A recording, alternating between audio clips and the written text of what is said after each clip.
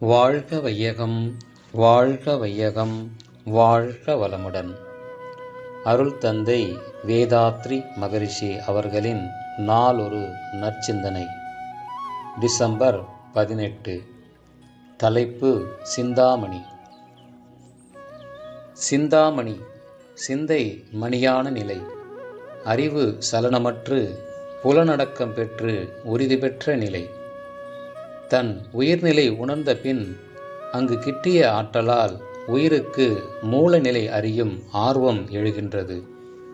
சிந்தனை உயர்ந்து உயிர் விரைவை சிறிது சிறிதாக தவத்தின் மூலம் குறைத்து கொண்டே போய் முடிவாகத்தான் இயக்கமற்ற அமைதி நிலையை பெறுகின்றது.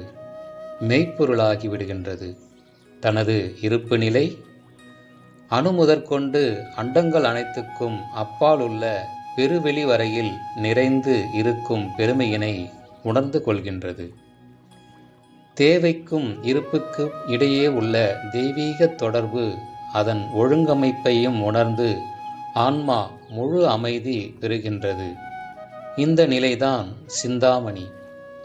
இதுதான் மனிதனின் முழுமை பேறு. இதற்கு ஆன்மா தன்னை அறிய வேண்டும்.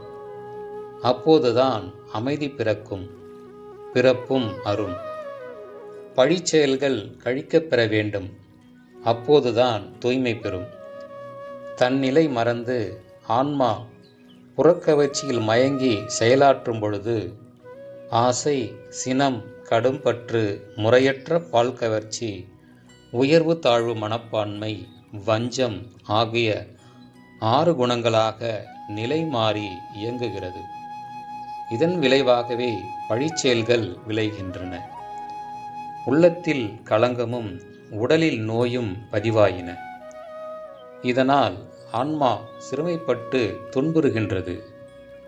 இந்த நிலையிலிருந்து ஒரு நல்ல திருப்பம் அதற்கு கொடுத்தாக வேண்டும்.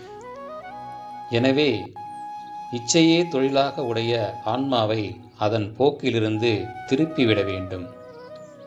இது மனித குலத்திற்கு இன்றியமையாதது என்று நம் முன்னோர்கள் கண்டனர்.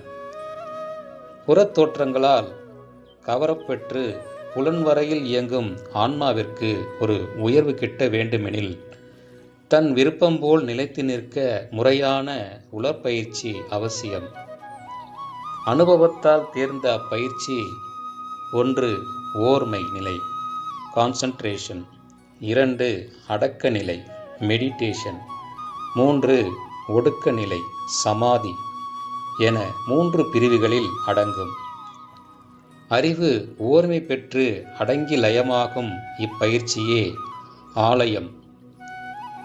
ஆ + லயம் = ஆன்மலயம் என்று வழங்கப்பெறுகின்றது.